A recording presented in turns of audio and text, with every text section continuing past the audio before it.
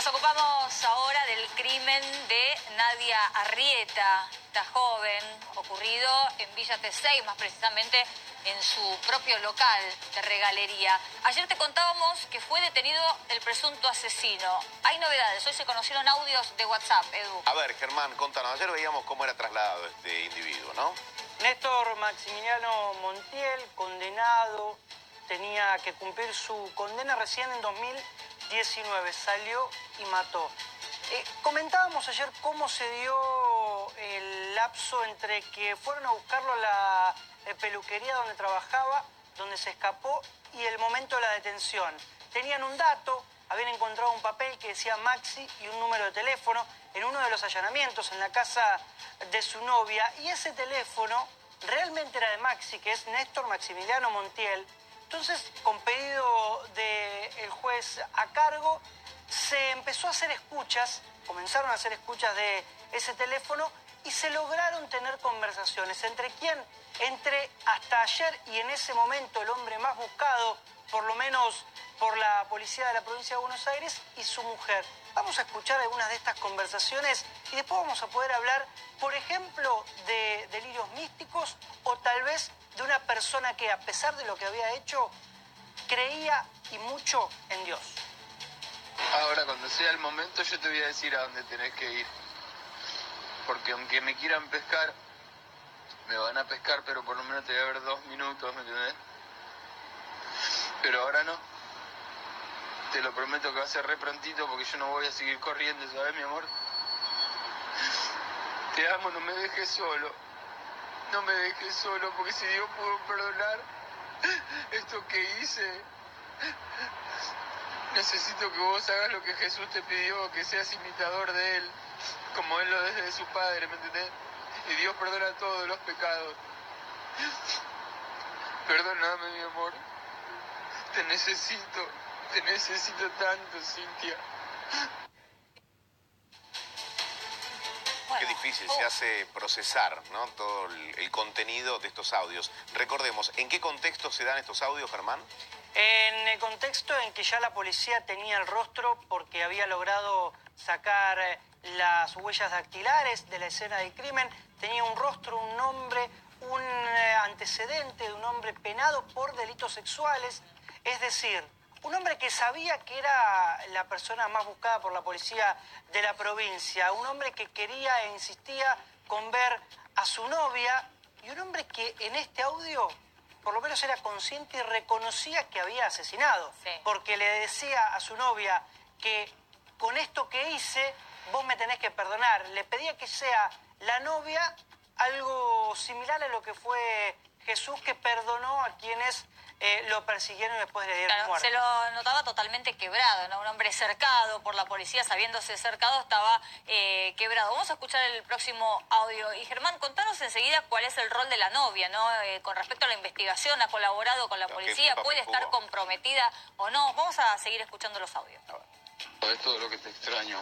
No sabes lo que necesito, un abrazo tuyo. No sabes lo que necesito, tu contención. Mis viejos están presos desde anoche porque ellos se hicieron cargo de la dirección de mi condicional y ahora tienen problemas, están presos de anoche, todo mal, amor. Pero bueno, tranquilo porque Dios hoy habló de mi vida y le creo. No voy a darle lugar a la duda, ¿sí? Te amo y estate tranquila. Acordate que la paciencia es uno de los frutos del Espíritu, así que empezá a desarrollar ese fruto que a su tiempo Dios nos va a dejar vernos. No quiero perderte, lo único que no quiero es perderte, mi amor. Estoy dispuesto a todo, menos a perderte. Te amo. Manda besos para Dori, para el bebé, y manda besos para todos ahí, aunque estén enojados, dolidos, no sé cómo estarán, seguro, pero nada, te amo, mi amor. A ver, como decía Paula, Germán, ¿cuál es el rol que jugó la pareja de este hombre? En realidad, tanto la pareja como los familiares de Montiel se enteraron de lo que había hecho una vez que se conoció el video de este hombre saliendo y captado por las cámaras de seguridad de los comercios y del municipio de Hurlingham, saliendo del comercio de Nadia Arrieta. Es más, prestaron colaboración y vieron que en un pasaje de este audio el ahora detenido habla de sus padres que estaban tras las rejas. ¿Por qué? Porque fueron los garantes de esa libertad condicional y la policía lo fue a detener, pero no por una cuestión de que tuvieran algo que ver con el asesinato o ocultando a su hijo, sino porque es una manera de presionar a la persona que está prófuga para que deponga su actitud y se entregue. Tanto la familia como la novia y el cuñado, a quien también le allanaron la casa, colaboraron siempre con la investigación. Pero hay Hay más. más. Hay más. Anoche mientras estaba ahí resguardado, no sabes, hablé mucho con Dios, mucho. Pero bueno, amor, esto no se va a solucionar fácil y no sé qué va a ser de mi vida, ¿entendés? Yo me arrepiento de corazón, bebé, de verdad que sí. Me arrepiento y sigo adelante, pero bueno, te amo mucho, ¿sabes? Yo quiero verte, te necesito. No sé cómo acercarme, no sé cómo verte, no sé si tu mamá va a querer que vos me veas. No sé cómo están las cosas realmente, no sé si hay alguien al lado tuyo que te está haciendo que me escribas para ver qué hago yo, dónde estoy. Quiero que seas sincera, mi amor. Te amo. ¿Cuánto puede haber en estos audios de una reflexión genuina de alguien que se siente acorralado o parte de una estrategia? Sí. ¿Habrá una cuota de especulación en estos audios enviados? Es probable, ¿no? Sabiendo la calaña de hombre de la cual estamos Un sujeto hablando. peligroso, ¿no? Ahora, Completamente de peligroso. todas maneras, si el arrepentimiento fuera genuino, bueno, bienvenido sea, pero no vale cambia nada. absolutamente nada, ¿no? Estamos con Hernán Vega, abogado penalista, y también Gastón Steller nos acompaña, licenciado en criminalística. Por tu experiencia, ¿es común escuchar a un asesino después mostrando este grado de arrepentimiento? Bueno, realmente pareciera ser que es una suerte de confesión que está realizando esta persona y en la medida que eso se complemente con otros elementos de prueba que deberían haber en la causa, huellas dactilares, escuchas telefónicas, tengo entendido que estaba en escucha directa, por eso lograron capturarlo. Realmente es una situación muy compleja para él, ¿no? Está enfrentando un delito realmente grave. Claro, vos lo lees como abogado penalista, como que se autoimplica él con estos Sí, no audios, necesariamente una autoimplicación es prueba No. absoluta, sino que debe estar complementada por otros aspectos que ADN y otras pruebas más, pero sí está enfrentando una situación, un femicidio que tiene penas de reclusión perpetua. Son las penas más graves que tiene el Código Penal. ¿Y qué de su conducta? ¿No? ¿Él creyó que podía escapar mucho tiempo de la policía? No. No, de hecho no, porque él de hecho en un audio lo reconoce. Estoy cercado, voy a caer. Voy a correr mucho más. Y demás. Sí. O sea... Sabía que era complejo el estar, digamos, es no complejo ajustado a estar derecho. prófugo, o sea, por una cuestión de logística y económica. De recursos. No cualquiera puede estar prófugo mucho tiempo porque en algún momento va a caer. Incluso acaban de salir a la luz estos audios y lamentablemente para ellos y afortunadamente para nosotros todos caen por los teléfonos celulares. Ya sea por comunicaciones por mensajes, llamadas, WhatsApp, siempre hay formas de rastrearlos y saber su ubicación y proceder a la detención. Sí. Bueno, acá hubo muchos elementos, ¿no?, que facilitaron la resolución de este caso.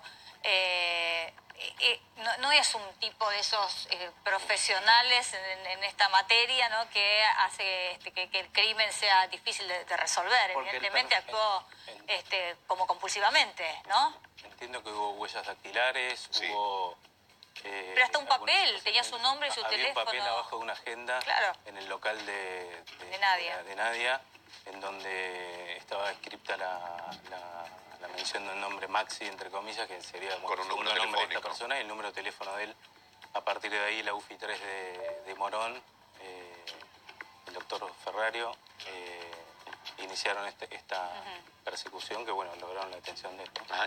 Vos hacías cara, disculpa, Edu, cuando dices que actuó compulsivamente. Claro, ¿No crees que a ha ver, sido así? Sí, actúa compulsivamente. El tema es que el perfil da de una persona totalmente desorganizada.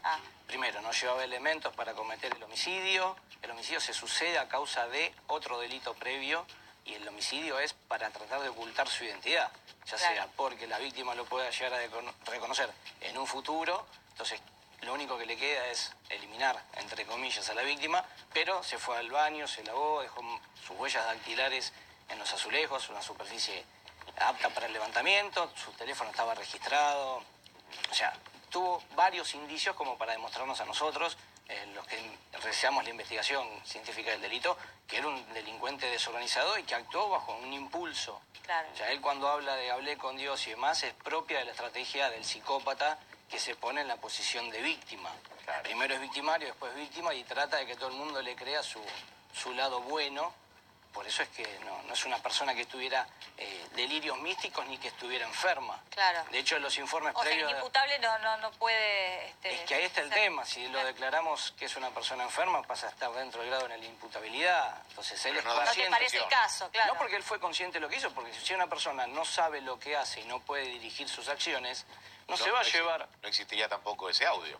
No existe el audio, no se lleva el teléfono de la víctima porque él sabía que se había comunicado por ella vía teléfono, no se lleva el cuchillo, no se lleva la cinta, o sea, él se llevó todos los elementos que lo podían Podrían llegar a incriminar, complicar. pero a ver, el delito perfecto no existe. Ajá. Y el principio de transferencia siempre se da. Recién hablabas de los informes, ¿no? Y uno Sí. pone el acento allí, porque uno dice, un sujeto de este tipo puede tener la capacidad como para burlar determinados informes, o que los informes le den positivo como para reinsertarse en la sociedad. A ver, vamos por partes. Lamentablemente nuestros informes no son vinculantes para el juez. Aún no, pero hay un Hay ciertos que sí, Claro. hay ciertos que no. Lo que pasa es que... proyecto para modificar Sí, esto, que todavía hoy está por hoy no. vigente, pero Hoy hay sí. jueces que lo tienen más en cuenta y otros que no.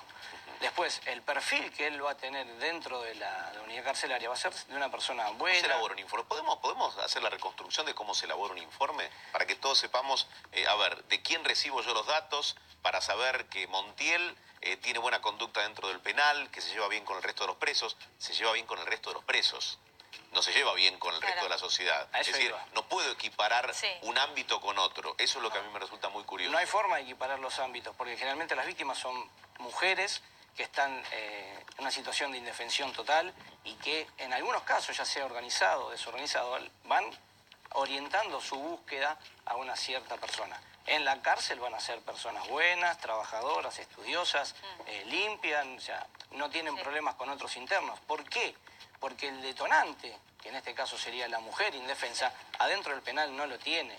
Ellos tienen el condicionante de una chica que pasa a tal hora vestida de cierta forma. No es que la víctima tenga la culpa por salir vestida Ahora, de Gastón, esa forma. esto está perfecto, pero yo ayer cuando discutimos este tema les decía, claro, pero quienes hacen los informes, quienes elaboran los informes saben todo esto, o sea, Sí. no Sí, no lo saben conocemos que el nosotros. contexto es diferente, entonces y el juez que decide también sabe que es un contexto diferente, entonces a la hora de tomar la decisión lo debería tomar en cuenta. A ver, partiendo de la base que no es un enfermo, no tenemos un tratamiento y no tenemos cura, no podemos decir, bueno, yo necesito 50 entrevistas con esta persona 2 veces por semana para saber si estás recuperado o no. También dependemos de que el autor del hecho, en este caso sea detenido en su primer hecho o posteriores, tenga la intención de abrirse para poder trabajar sobre su psiquis. Esto generalmente viene de arrastre de años, de su primera infancia, que no se llega en 1 o 2 entrevistas. Por eso los informes son, en cierta manera, negativos al principio, porque es lógico, pues no podemos tener un cierto tiempo de tratamiento para establecer, bueno, Está estás bien, curado, pero- salís está o bien, no. pero ¿cómo se van reuniendo los elementos? Como El- para, a ver, en la prisión me dicen que Montiel tiene buena conducta, bueno, yo sumo eso. Sí. ¿Qué otros elementos se piden? ¿Quién van Hay, suministrando esos elementos? hay entrevistas que hacen los profesionales, los psiquiatras, No los entienden psicólogos. Sí, en este caso hubo un informe que decía que no Sí, está bien, pero hay podía 6 salir. firmas, digo, da la sensación que es como que firmara a cualquiera de nosotros, que no estamos A ver. metidos en el tema o no somos A ver, especializados. No vamos sé a ponernos, puntualmente Hernán, esto, te ¿no? propongo ponerte en el otro lugar, como si tuvieras que defender a una persona, ¿no? Como este homicida. ¿Qué tipo de informe pedís que lo beneficie como para que le otorguen salidas transitorias, Por por ejemplo, ejemplo. una prisión domiciliaria? Sí, en primer lugar lo que hay que aclarar es que el régimen de las libertades que se conceden arranca con salidas transitorias, con el cumplimiento de la mitad de la condena, pasa después por la libertad condicional, que es con 2/3 de la condena cumplida, para terminar con una asistida 6 meses antes de Sí, terminar. pero esto siempre que se cumplan ciertas condiciones. Totalmente. La existencia de informes del régimen correccional, digamos, tiene que ver con Positivos, el ¿no? régimen Claro. de progresividad, tiene que ver con el régimen de reinserción social y la capacidad que tenga la persona de realizar, los cursos que haga, si estudia, si no estudia, tienen un montón de factores como para analizar si la persona está en condiciones de comenzar lentamente a reinsertarse en la sociedad, ¿no? Entonces, Sí. transitorias, después está Serían la otra escala. transitorias, la libertad condicional, y después la asistida, que es ya sobre el final de la... Claro, ahora, en los papeles está todo bien, parece que todo fuera progresivo, que está muy estudiado, etcétera. Pero ahora nos cansamos nosotros acá, desde nuestro lugar, de dar noticias de reincidentes. Son cálculos, de gente los casos. que comete delitos estando gozando de alguno de estos beneficios, ¿no? Cuando todavía no se cumplió la condena. Algo no funciona. Sí, en el caso concreto, además, tengo entendido que la condena anterior de 18 años tenía que ver con un hecho...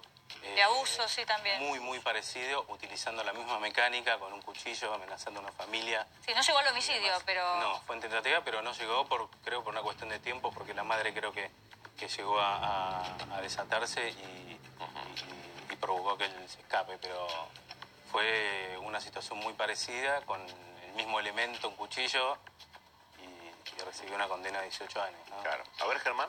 Sí, con respecto a los informes, digo, teniendo en cuenta que evidentemente hay fallas en estos informes, o por lo menos delincuentes que saben burlar, en definitiva, a los especialistas que los están entrevistando. Digo, habría que ustedes como especialistas poner o empezar a preparar psicólogos, psiquiatras o los expertos que sean, que solo se enfoquen en casos de delincuentes de esta magnitud, porque digo, esta persona logró de alguna manera burlar todos los estudios que se le hicieron, hasta el psicológico que fue pedido por la Cámara Penal de Morón.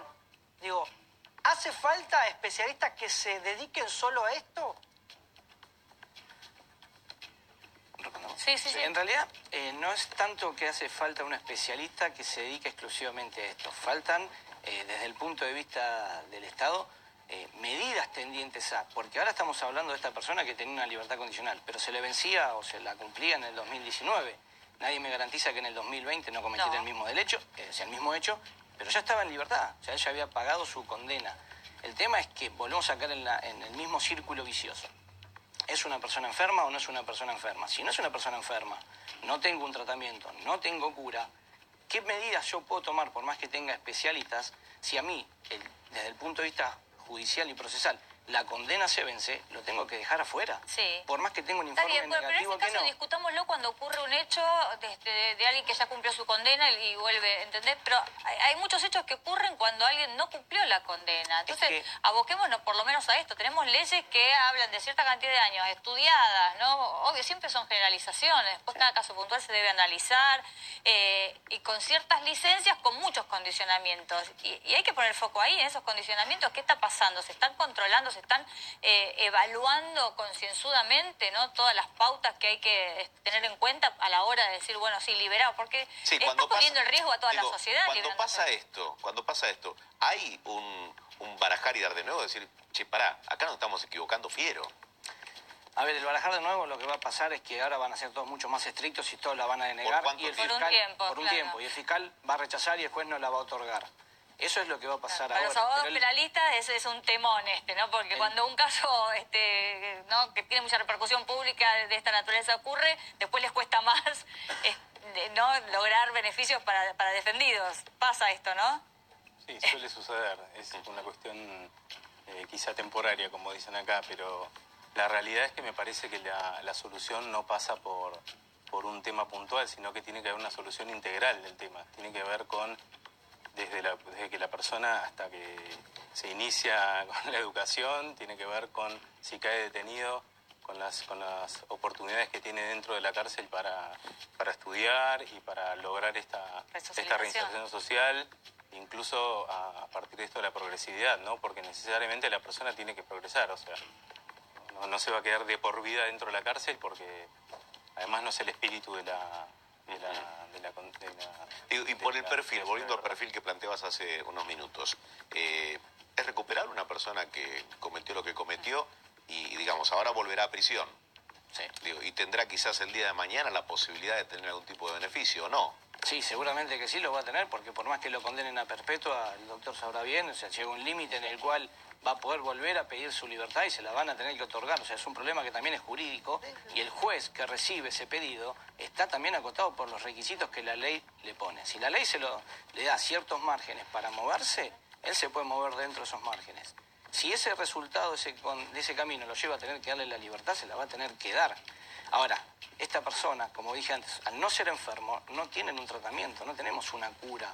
No podemos decir, bueno, yo lo tengo encerrado durante 20 años haciendo terapia 2 veces por semana. Y esto me asegura... O sea, tengo distintas terapias. No, bueno, quizás no te asegura, pero quizás te bajan las probabilidades de que vuelva. Por ejemplo, este hombre tenía un tratamiento psiquiátrico que fue interrumpido, pedido de su abogado defensor, ¿no? Quizás si no hubiera sido interrumpido... vayan a saber, ¿no? Pero era un elemento más. Lo que pasa es que todos tienen un periodo de enfriamiento. No es que salen y son depredadores seriales. Claro. O sea, tienen cometen un delito, un ilícito, un homicidio, tienen un tiempo de enfriamiento, de paz, y vuelven nuevamente. O sea, es un ciclo que ellos tienen interior. Un ciclo que se repite. Que se va a repetir, y se va a repetir en el tiempo. Gracias a ambos por haber venido. Gracias a ustedes. Hasta luego.